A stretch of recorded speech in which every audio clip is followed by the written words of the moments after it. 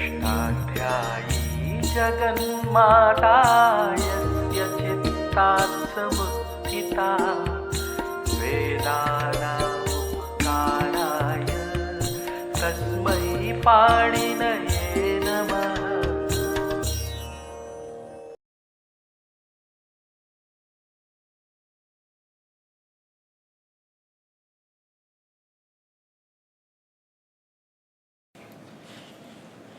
नमः पाणिनि। हम लोग पौष्पी प्रक्रिया के अनुसार आकारांत शब्दों के रूपों की सिद्धि कर रहे हैं। पौष्पी प्रक्रिया का तात्पर्य है पाणिनीय प्रक्रिया। एक अक्षर भी हमने पाणिनि का इधर सुधर नहीं किया और सिद्धांत कौमुदी का भी इधर सुधर नहीं किया, क्योंकि सिद्धांत कौमुदी की प्रक्रिया परिपूर्ण है। हमने केवल क्रम को बदला है।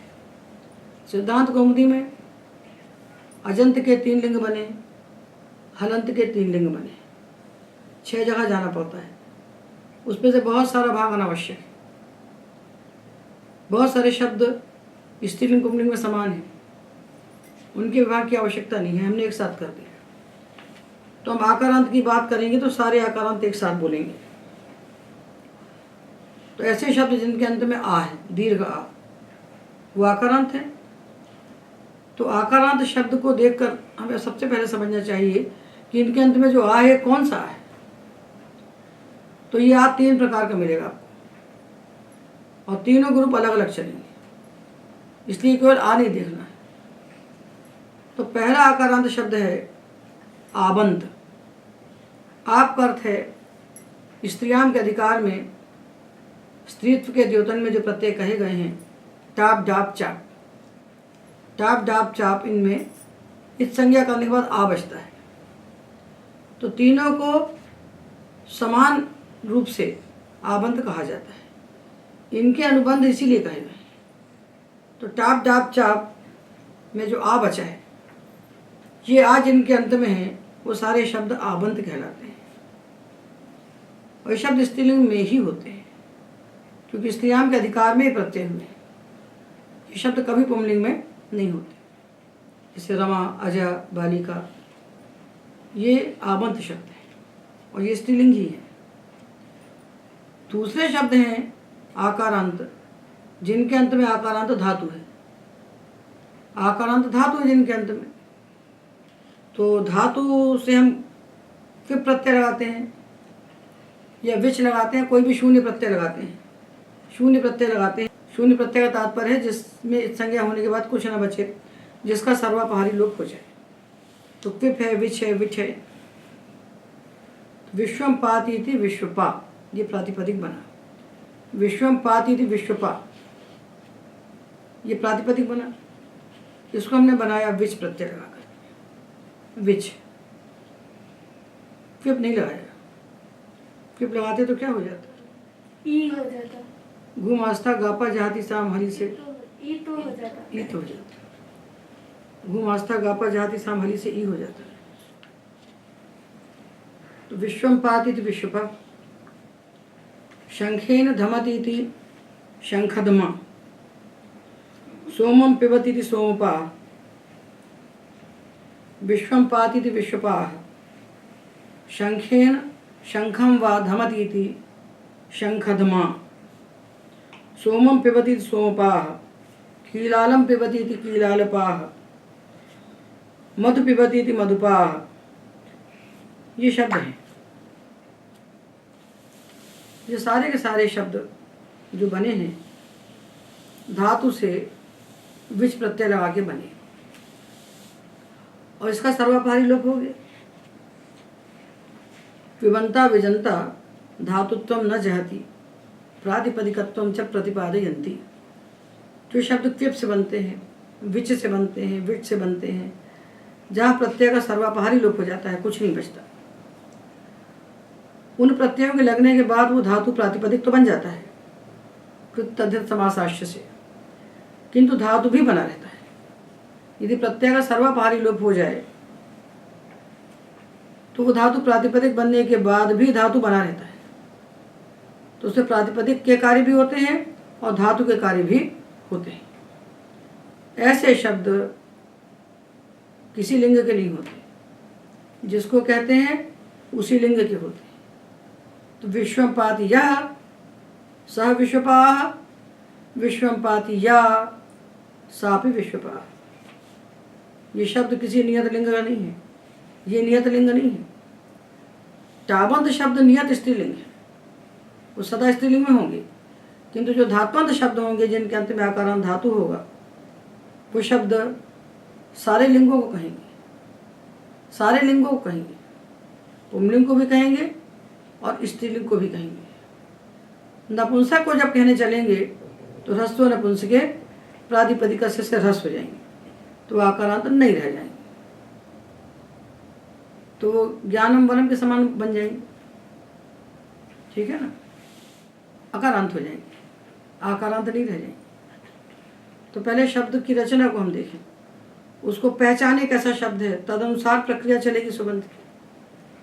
तो आबंध शब्द हैं, दूसरे धात्वंत शब्द हैं, और तीसरे ऐसे शब्द हैं जो ना तो आबंत हैं और ना धात्वंत हैं, पर हैं लोक में, बोले जाते हैं। जैसे हाहा, गंधर्वों कथा आती है भागवत में कि वो हाहा कर रहे थे, हंस रहे थे, तो जो हाहा हू करते थे तो उनका नाम हाहा हू हो गया। हाहा हू गंधर्व हैं, जैसे आजकल चला है, आजकल संस्कृत में केवल हाहा हू रह गया है, तो वैसे ही तब भी थे, तो उनको शाप दिया नारद ने, तो हाहा उनका नाम हो गया, तो आकारांत बन गए। तीनों को रूप अलग अलग बनाना है। एक के अंत में जो आ है वो आपका है, एक के अंत में जो आ है वो आपका है, टाप डाप चाप में से किसी का। दूसरे के अंत में जो आ है वो धातु का है, और तीसरे के अंत में जो आ है ये ना तो धातु का है और ना प्रत्यय का है, अनुकरण शब्द हैं। तो इन तीनों ग्रुपों का हम विचार करते हैं। तो सबसे पहले हम लेते हैं आबंत शब्दों। आबंत जिनके अंत में टाप डाप चाप का आ है, उनसे लगाया हमने सु, रमा और सु। रमा में जो आ है वो टाप का है, तो रमा और सु, तो रमा का नाम हुआ आबंत, ये कहलाया आबंत शब्द। शुक्ला, कृष्णा, रमा, अजय, ये सब आबंत शब्द हैं। सु लगाया उकार की संज्ञा की, तो स्था बचा, ये अपृक्त है। अपृक्त एकाल प्रत्यय है, जिस प्रत्यय में केवल एक अल हो वो अपृक्त कहलाता है। तो हमने संधि में सूत्र पढ़ा है, हल याभ्यो दीर्घात सुतिस्य पृक्तम हल। हल याभ्यो दीर्घात सुतिस्य पृक्तम हल, हलंत से परे और दीर्घ ग्यंत आवंत से परे आने वाले सु ती सी संबंधी अपृक्त हल का लोप हो जाता है। किसके बाद आना चाहिए? हल के बाद। ये सु संबंधी अपृक्त हल है। किसके बाद हो ये? हल के बाद। जैसे हमने कहा भूभृत और सा, इसका लोप हो जाएगा, हल के बाद है। और दीर्घ ग्यंत आवंत के बाद, ग्यंत और आवंत का विशेषण बनाया दीर्घ। ग्यंत का मतलब है जिसके अंत में गीप गीश गीन हो, ये तीनों को गी कहते हैं, गीप गीश गीन। और आवंत का नाम हुआ, आवंत से हम समझे टाप डाप चाप, और ग्यंत से हम समझे गीप गीश गीन। इसका ई हो, इसका आ हो, और कैसा हो? दीर्घ ही हो। तो दीर्घ तो है ही, तो क्यों दीर्घ कहा? कि जब समास में जाएंगे शब्द ग्यंत आवंत, और वहाँ यदि इनको गोस्त्री और उपसर्जन से ह्रस्व हो गया तो ये ह्रस्व हो जाएंगे, तब ये सूत्र नहीं लगेगा। निष्क्रांता कौशाम्ब्या, हमने कहा निष्क्रांता कौशाम्ब्या, कौशाम्बी से जो निकल गया, तो कौशाम्बी के अंत में जो ही है वो गीप है। किंतु निष्क्रांता कौशाम्ब्या जब हमने समास बनाया तो गोस्त्रियो रूप सर्जनस्य से उस ई को ह्रस्व हो गया, तो गीप है पर दीर्घ नहीं है तो वहाँ सु का लोप नहीं होगा, तो बनेगा निष्कर्षाम भी, सा को रुत्व होगा, विसर्ग होगा। तो इसलिए जितनी बातें कही हैं उन सबको समझ लीजिए। हल्याभ्या कहा, तो हल्याभ्या क्या है? हल्याभ्या कहने से सूति इसी संबंधी प्रत्ययों से आक्षिप्त तदादि प्रकृति का ग्रहण किया जाता है।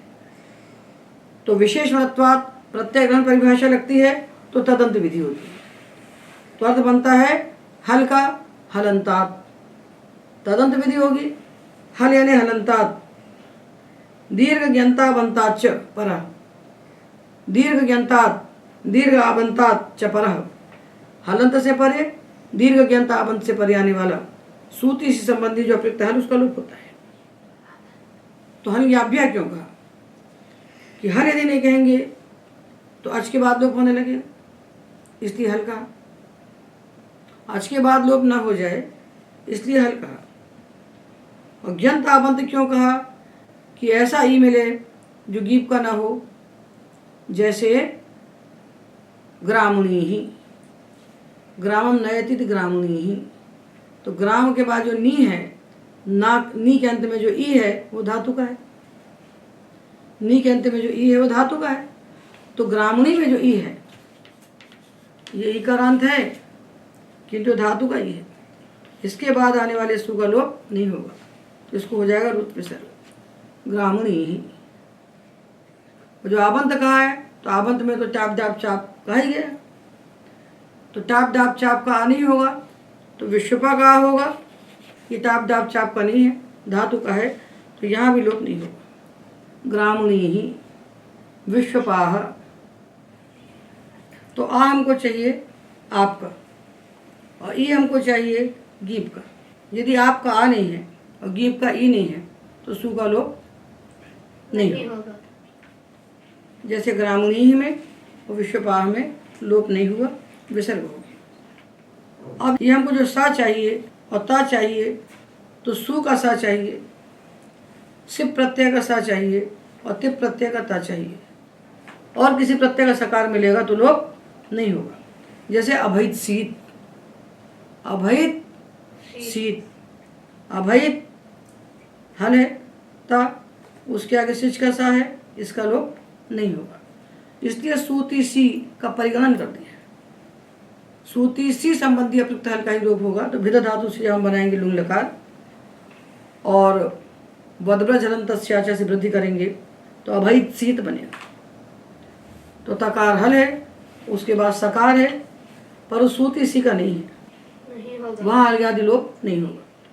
अब देखिए सूत्र में दो बार हल कहा गया, हल याभ्यो दीर्घात में पहले हल कहा और सूत्र के अंत में पुनः हल कहा, दो बार हल कहा है। तो दोनों हलों का क्या प्रयोजन है? तो देखिए प्रथम हल क्यों कहा? इसलिए कहा कि राजन है, इससे सु लगाया, उकार की संज्ञा की तो अप्रयुक्त हल हो गया, सु का अप्रयुक्त हल हो गया। पर इसका लोप कब होगा? हल के बाद ही होगा ना। राजन शब्द हलंत है, इससे आया सु, तो सर्वनाम स्थाने चार संबुद्धों से हमने इसको किया उपधा दीर्घ।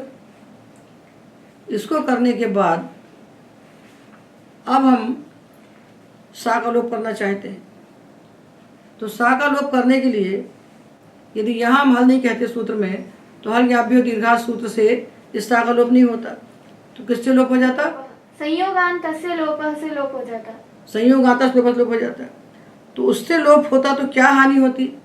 ये हानि होती कि उसके लोप होने के बाद जब हम इसका लोप करने चलते न लोप प्रातिपदिकांत से, तो ये जो लोप हुआ था वो असिद्ध हो जाता, असिद्ध हो जाता तो दिखने लगता, तो ये हमको नकारांत पद नहीं मिलता। नलोपा प्रातिपदिकांत से का क्या अर्थ है? प्रातिपदिक संज्ञक जो पद, प्रातिपदिक संज्ञक जो पद है उसके अंत में रहने वाले नकार का लोप होता है, तो ऐसा दिखता तो उसका लोप नहीं करता।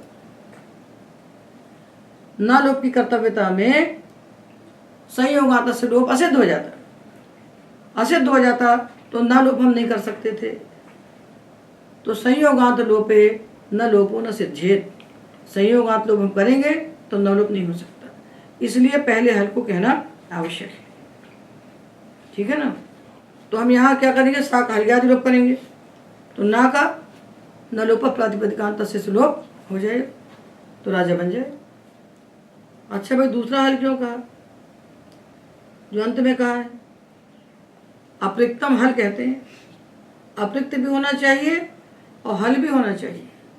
तो अनल है, अनल, उसमें नावला का लोप किया तो आ बचा, अपृक्त है ना। भेद धातु से बनाया विभेद, अनल का आ है, ये हल के बाद है और अपृक्त है, और अपृक्त हल नहीं है। इसलिए विभेद की सिद्धि के लिए दूसरा हल कहा। अपृक्त संज्ञा को नल के आकार का लोप क्यों नहीं हुआ? हल तो अभाव, हल नहीं है तो लोप नहीं हुआ। और दीर्घात क्यों कहा? दीर्घात इसलिए कहा कि ये जो गी और आप हैं ये दीर्घ ही होंगे, तभी सूती से संबंधी अपृक्त हल का लोप होगा। यदि ह्रस्व हो जाएंगे तो लोप नहीं होगा। तो ह्रस्व कैसे हो जाएंगे? जब समास बनेगा और समास के अवयव बनेंगे और इनकी उपसर्जन संज्ञा होगी, तब गोस्त्रियो रूपसर्जन से सूत्र से इनको ह्रस्व हो जाएगा। निष्क्रांतक कौशाम्ब्याः, कौशाम्बी से जो निकला है बाहर, समास बन गया निष्कौशाम्बी ही, समास बना निष्कौशाम्बी, और उपसर्जन संज्ञा होने से उसको ह्रस्व हो गया। तो है तो गीप का ई, किंतु ह्रस्व हो गया, दीर्घ नहीं है, वहाँ भी सु का लोप नहीं होगा, तो बनेगा निष्कौशाम्बी ही। अतिक्रांतक खट्वाम, अति खट्वा बना समास और उपसर्जन होने से ह्रस्व हो गया, अति खट्व। अति खट्व के अंत में जो आ है ये आपका है, पर ह्रस्व हो गया है। निष्कौशाम्बी के अंत में जो ई है, निष्कौशाम्बी के अंत में जो ई है वो गीप का है, पर संप्रति ह्रस्व हो गया है। तो अति खट्व निष्कौशाम्बी में सु का लोप हम नहीं कर सकते, भले ही वो आप और गीप के बाद है। आप और गीप से परे है तो आप गीप वहाँ पर ह्रस्व हो गए, इसलिए उनके बाद आने वाले अपृक्त सु का लोप हम नहीं कर सकते। तो निष्कौशाम्बी और अति खट्व। तो यदि आप कहते हैं कि इसको हम स्थानीय भाव कर लेंगे तो स्थानीय भाव आप नहीं कर सकते, क्योंकि आबंतत्व और ज्ञानतत्व जो धर्म है ये समुदाय वृत्ति धर्म है। आबंतत्व और ज्ञानतत्व जो धर्म है ये समुदाय वृत्ति धर्म है, और समुदाय वृत्ति धर्म होने के कारण यहाँ अनल विधौ निषेध नहीं लगेगा। तो ये जो अति खट्व निष्कौशाम्बी हमने बनाए, इन्हें स्थानीयवत भावेन ज्ञंत और आबंत मानकर तदुत्तर सु का हल आदि लोप न होने लगे, इसलिए सूत्र में दीर्घात कहा गया है।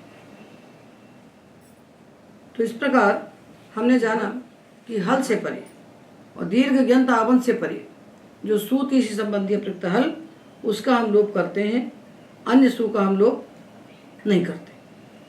और बाकी जो पदकृत्य में बातें कही गई हैं वो सब पुस्तक में लिखी हुई हैं, इसको आप वहीं पढ़िए।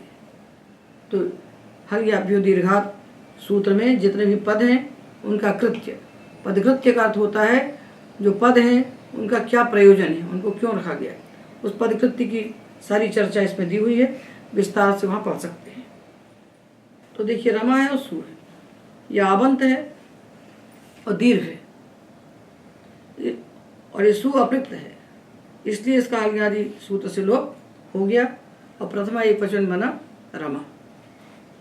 अब आया रमा और औ। औ तो पहला विचार हमें करना चाहिए प्रत्ययादेश का। वस्तुतः सुबंत बनाने के पहले सुप प्रत्यय के स्थान पर होने वाले आदेश एक साथ हमें क्रम से पढ़ लेना चाहिए। हमने पुस्तक के आरंभ में इकट्ठे लिख के दे दिए। अष्टाध्यायी आप खोलेंगे तो 7वें अध्याय का जो पहला पाद है उसका 9वां सूत्र है अतोभे सईस। अतोभे सईस से आरंभ करके जो 33वां सूत्र है साम आकम, ये सारे सूत्र हमें लगातार पढ़ लेना चाहिए। ये सुप प्रत्यय के स्थान पर आदेश करते हैं। और उसके बाद 39वां सूत्र है सुपाम सुलुक, ये सूत्र केवल वेद के लिए है, ये केवल वेद के लिए है। इतने सूत्रों को हमको एक साथ पढ़ लेना चाहिए, तो हमें मालूम हो जाएगा कि प्रातिपदिक से प्रत्यय आने के साथ ही उसके स्थान पर किसी प्रकार का यदि कोई आदेश प्राप्त है तो उसको हम पहले कर लें। तो रमा से लगाया हमने औ, ये स्त्रीलिंग है और आबंत है, तो सूत्र आता औंगापः। औंगापः सूत्रों में जो पद हैं उनमें जो व्यक्तियां हैं उनको समझना चाहिए, उन्हीं से अर्थ का बोध होता है। औंगः और आपः, औंगा और आपः, तो औंगा में षष्ठी है और आपः में पंचमी है। पंचमी जब आएगी तो हम जानेंगे तस्माद् इत्युत्तरस्य, पंचमी निर्देश से कहा हुआ कार्य वर्णांत से अव्यवहित उत्तर को होता है। षष्ठी आएगी तो हम जानेंगे षष्ठी स्थानीय होगा। और सप्तमी का अर्थ कैसे जानेंगे? तस्मिन् निति निर्दिष्टे पूर्वस्य, तो पंचमी षष्ठी प्रथमा सप्तमी इनको पहचानना पड़ता है सूत्रों में पदों को सुनने के साथ ही। तो औंगापः, औंग पहले है, आपः अंक में औंगा है वस्तुतः, षष्ठी लोप हो गया इसका। तो आपः पंचमी है, औंगा में षष्ठी है। पंचमी का अर्थ होता है इससे उत्तर, आबंत से उत्तर, और अंगाधिकार में है तो अर्थ क्या बनेगा? आबंत अंग से उत्तर जो अंग, आबंत अंग से उत्तर जो अंग, उसके स्थान पर शी आदेश हो जाता है। ये कहाँ से आ रहा है? जसशी से आ रहा है। सूत्रों को सूत्रों के क्रम से पढ़ने का महान फल ये होता है कि हमको सूत्रों की वृत्तियां नहीं रखना पड़ती। इसलिए सिद्धांत कौमुदी को पढ़िए, उससे हमारा कोई विरोध नहीं है। सिद्धांत कौमुदी को केवल सिद्धांत कौमुदी खोल के पढ़ने वाला बच्चा भटकता रहता, उसको समझे में नहीं आता कहाँ से उतर के पद चले आ रहे हैं। तो ये बाजू में से अष्टाध्यायी रख लीजिए और ऐसे सिद्धांत कौमुदी रख लीजिए तो बुद्धि के द्वार खुले रहेंगे। तो हुआ क्या है कि हमने अतीत में अष्टाध्यायी को रख ही दिया बंद करके, इसको पूरा त्याग दिया और इसको पढ़ने लगे। तो बच्चे बेचारे छोटे छोटे पढ़ने के लिए जाते हैं, उनकी मति में, उनकी सुकुमार मति में समझे में नहीं आता कि कहाँ से क्या पद चले आ रहे हैं। गुरुजी लोग पढ़ाते रहते हैं, बच्चे रखते रहते हैं। तो रखना नहीं है, इसको खोल लीजिए। आखिरकार सिद्धांत कौमुदी हो, चाहे काशी का हो और चाहे महाभाष्य हो, सब पाणिनि का ही तो व्याख्यान करते हैं। इसलिए पाणिनि को सामने रखिए तो उसको समझ में आ जाएगा। और थोड़ा सा समय देकर के बच्चे को यदि इसकी अनुवृत्ति के द्वारा वृत्ति बनाना सिखा दिया जाए तो रखना नहीं पड़ेगा, उसको ज्ञान होगा कि किस प्रकार से उसके सूत्र आ रहा है। इसलिए हमने इसको त्याग कर नई प्रक्रिया का आरंभ किया है, इसलिए इसको छोड़कर हमने इस नई प्रक्रिया का आरंभ किया है। तो सबसे पहले आप पढ़ लीजिए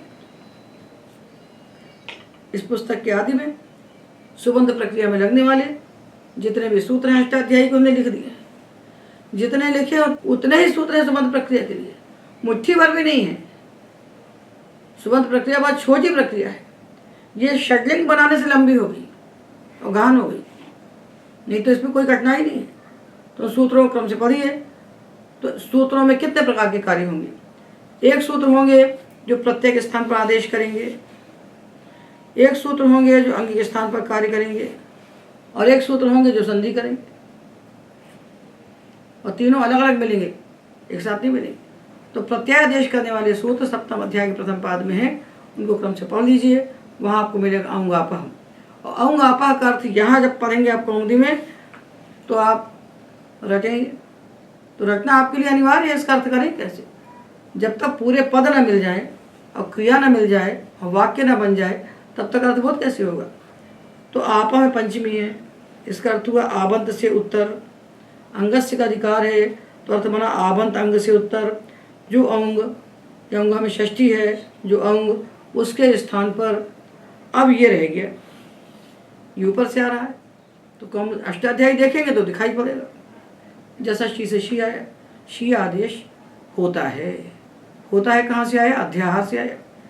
आबंत अंग से उत्तर जो अंग, उसके स्थान पर शी आदेश होता है। तो आबंत अंग कौन होता है? स्त्रीलिंग होता है। आप प्रत्यय ही स्त्रीलिंग में होता है। तो स्त्रीलिंगी लिंग प्रत्यय बन गया शी। ये दो औ जो हैं, दो औ है, प्रथमा का एक औ, द्वितीय का औ, तो औ को हो गया शी, शी बन गया।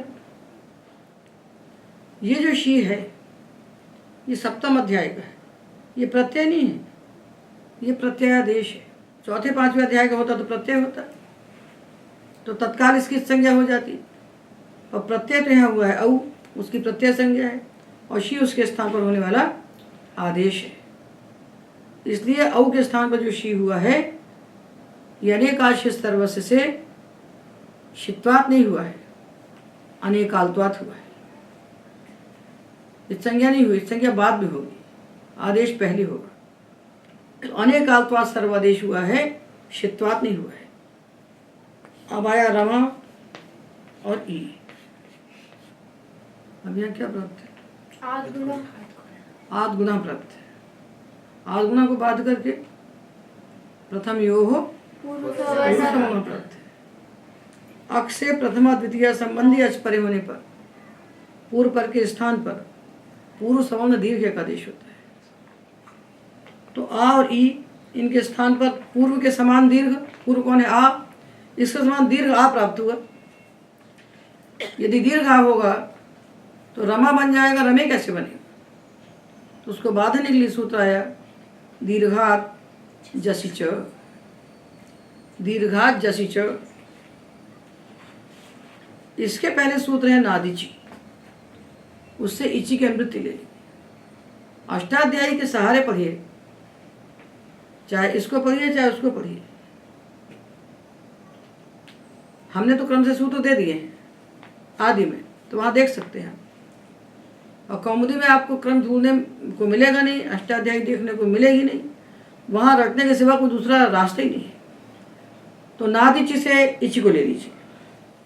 तो देखिए, अवर्ण से आद इच परे होने पर पूर्व सवर्ण दीर्घ का आदेश का निषेध किया जाता है। उसके बाद आता है दीर्घात जसी च, दीर्घ से जस और इच परे होने पर वही निषेध किया जाता है।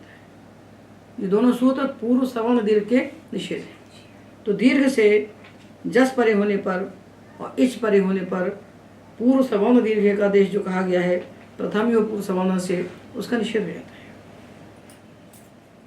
तो देखिए पुस्तक में 70 पृष्ठ पर ये जो रमे प्रयोग बना है आद गुना से, वहाँ इस सूत्र को नहीं दिखाया गया है, पर प्राप्ति होने पर दिखाना अवश्य चाहिए।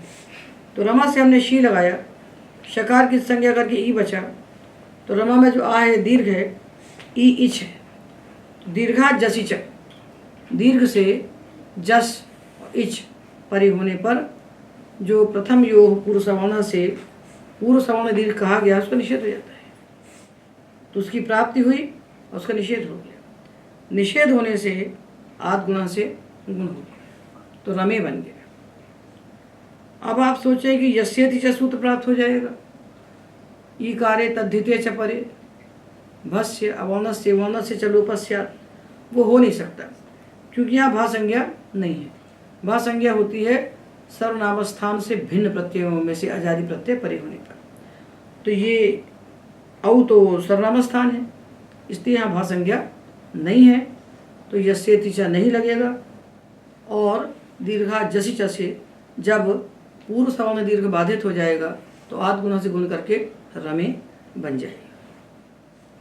और रमा से जब जस आया, जकार की हमने संज्ञा की अस बचा, तो यहाँ भी जब प्रथम यो पूर्व सवर्ण से पूर्व सवर्ण दीर्घ का आदेश प्राप्त होगा तो दीर्घा जसी चा यहाँ भी रोक दिया, जसी इची च परे।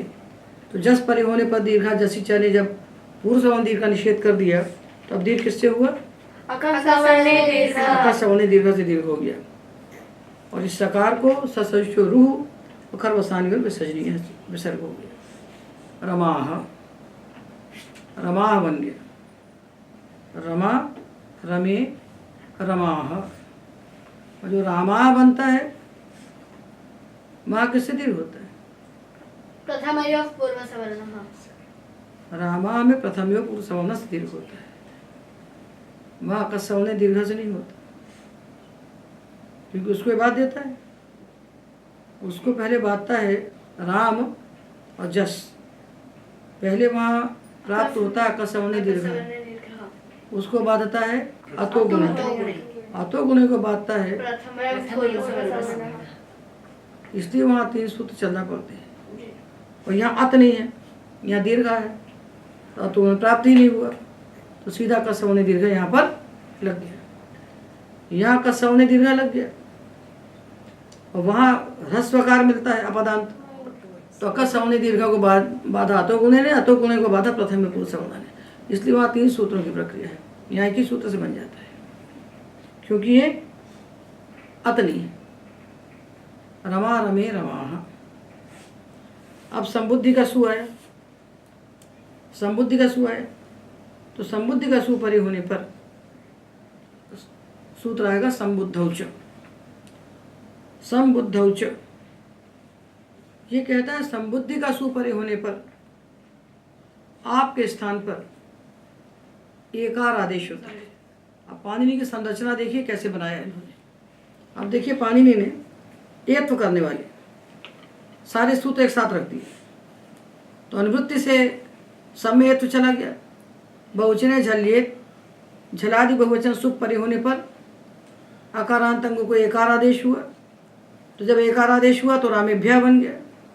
ओसी च, ओस परे होने पर भी एकार हुआ तो रामयोह बन गया। आंगी चापा, और आंग परे होने पर जो आबंत अंग है उसको भी एकार आदेश हो गया। आंगी में सप्तमी है, आपा में षष्ठी है। आऊंग आपा सूत्र हमने पढ़ा, वहाँ आपा में पंचमी है, और आंगी चापा में जो आपा है ये षष्ठी है। पंचमी षष्ठी एक समान होती है, तो अर्थ का बोध करना चाहिए। आपह आबंत अंग के स्थान पर एकार आदेश होता है आंग परे होने पर, तो टा भक्ति आएगी तो भी रमा के आ को ए हो जाएगी, तदंत विधि हो जाएगी ना। और संबुद्धौ च, संबुद्धि परे होने पर भी आबंत अंग के स्थान पर ये तो होगा। तो 4 सूत्र हो गए, बहुवचने झल्येत, ओसी च, आंगी चापा, संबुद्धौ च। तो रमा और सु में ये जो संबुद्धि का सु है, इसके परे होने पर यह आबंत अंग है, संबुद्धि का सु है। संबुद्धि का सु परे होने पर आबंत अंग के स्थान पर एकार आदेश हो गया, तो रमे बन गया। अब ये सा है, तो इसका लोप करने के लिए 2 सूत्र बैठे हैं। एक तो हल याभ्यो दीर्घात, सुते से प्रिक्तम हल, ये आप है ना, आबंत है तो हलयादि लोप इसका कर सकते थे, किंतु हमने राम में किससे लोप किया था? एंग ह्रस्वात् संबुद्धे। तो एंग ह्रस्वात् संबुद्धे का अर्थ क्या है? एंगंत और ह्रस्वांत अंग से उत्तर जो संबुद्धि विषयक हल उसका लोप होता है। एंगंत ह्रस्वांत अंग से उत्तर संबुद्धि विषयक हल का लोप होता है। पहले आबंत था, आबंत था तो हलयादि लोप प्राप्त था। एंगंत हो गया तो एक ह्रस्वात् संबुद्धे से लोप प्राप्त हुआ। तो यहाँ हम किससे लोप करें? तो हलयादि लोप से पर है एंग ह्रस्वात् संबुद्धे। तो ये पर भी है और प्रतिपदोक्त भी है, प्रतिपदोक्त है, इसलिए परत्वात् और प्रतिपदोक्तत्वात् हम यहाँ पर एंग ह्रस्वात् संबुद्धे से ही संबुद्धि संबंधी हल का लोप करेंगे। तो बनेगा हे रमे, हे रमे, हे रमे, हे रमाः। अब रमा और अमी पूर्वा से पूर्व किया, रमाम। रमे रमा प्रथमा के ही समान बनेंगे, रमाम रमे रमाः। अब रमा के बाद विभक्ति आई ट। अब सूत्र है आंगी चापः। आंगी में सप्तमी है, सप्तम यंत्र पद को निमित्त समझिए। आंग यानी आंग परे होने पर, आपा में षष्ठी है, जो आबंत अंग उसके स्थान पर एकार आदेश होता है, तो तदंत विधि हो जाएगी। तो रमे और आ एचो यवायावा किया, रमया, रमया, रमाभ्याम, रमाभि, अब रमा के बाद विभक्तियाँ आई गे, ngसी और ngस। गे, ngसी, ngस, ये गित विभक्तियाँ हैं। और गी भी आएगी। तो जब गी विभक्ति आएगी तो इसके स्थान पर क्या हो जाएगा? आम। गे राम नद्याम निभ्य। गे राम, गी के स्थान पर आम आदेश होता है। कब होता है? नद्यंत से उत्तर, आप से उत्तर और नी से उत्तर। नद्यंत, आबंत और नी से उत्तर जो गी, इसके स्थान पर आम आदेश होता है। तो गी को हो गया आम। अब ये आबंत अंग हैं और ये गित विभक्तियाँ हैं। तो ये जो गित विभक्तियाँ हैं, आबंत से उत्तर है। आबंत अंग से उत्तर जो गित विभक्तियाँ, उनको याट का आगम होता है। सूत्र है याद आपह। याद आपह, याट प्रथमा है और आपह पंचमी है। पंचमी का अर्थ होता है उससे उत्तर। आबंत अंग से उत्तर जो गित विभक्तियाँ, उनको याद का आगम होता है। गित कहाँ से आया? घेर गिति। एक बार ये पूरे सुबंत के सूत्र अष्टाध्यायी क्रम से पढ़ लिए जाएं, 1 घंटा भी नहीं लगेगा। 1 घंटा भी नहीं लगेगा। उनका पाठ कर दिया जाए तो सूत्रों का क्रम बुद्धि में आ जाएगा। तो अपने आप अनुवृत्ति आएगी तो वृत्ति बनती जाएगी। आबंत अंग से उत्तर जो गित विभक्तियाँ, उनको याद का आगम होता है। तो इनको याद का आगम हो गया रमा, याद और ए। टा की संज्ञा हो गई, या और ए वृद्धि हो गई, यही रमा यही। ngस आया, ngसी और गस, इसमें क्या बचा? अस। याद का आगम हुआ तो क्या बन गया? याह। सकार के स्थान पर रुत्व और विसर्ग। सशु रूह खरवसानी और विसर्जी। रमायाह, रमायई, रमायाह, रमायाह। और जो सप्तमी में गी भक्ति आई, इस गी के स्थान पर आम हो गया। तो आम को याद का आगम हो गया तो क्या बन गया? याम, रमायाम, रमायई, रमायाह, रमायाह, रमायाम। ये गित विभक्तियाँ हो गई।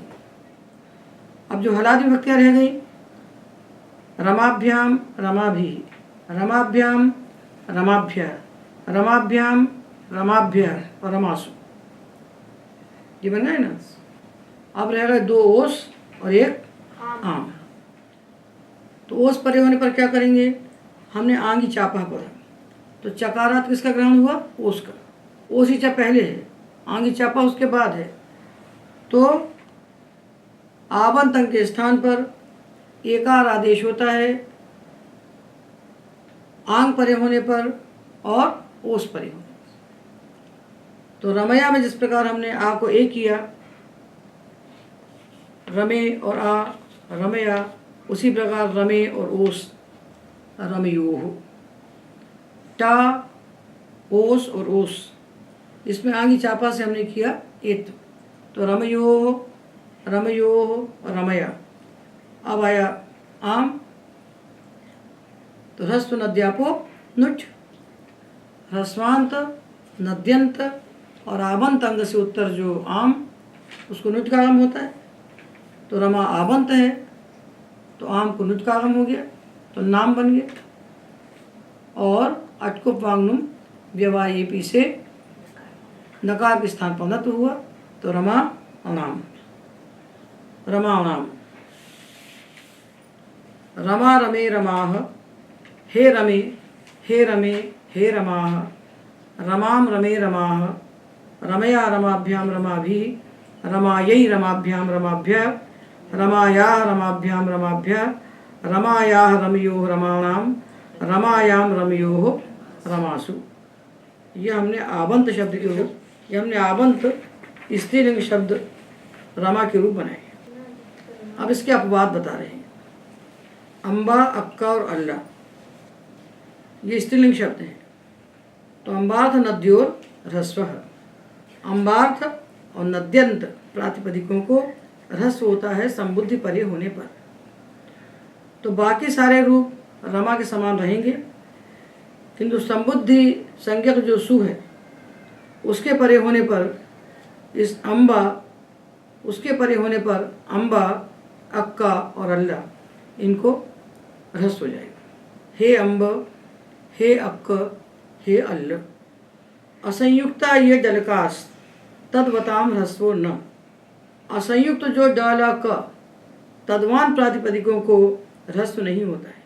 जहाँ पर डाला का असंयुक्त है, अक्क अल्ल में तो का और ला संयुक्त है, किंतु अम्बाला, अंबिका यहाँ असंयुक्त है, तो इनको ह्रस्व नहीं होगा। ह्रस्व नहीं होगा तो रमा के समान ही रूप बनेंगे। हे अम्बाडे, हे अम्बाले और हे अंबिके, तो इनके रूप पूरे रमा के समान बनेंगे। जो संयुक्त है अम्बा, अक्का, अल्लाह, यहाँ पर संबुद्धि परे होने पर ह्रस्व हो गया। अम्बाध नद्योर ह्रस्व। ये हमने आबंत रमा शब्द के रूप निष्पन्न किए। जितने भी आबंत शब्द हमको मिलेंगे जिनके अंत में टाप डाप चाप का आ होगा, उनके रूप इसी प्रकार निष्पन्न किए जाएंगे। एतावदेव।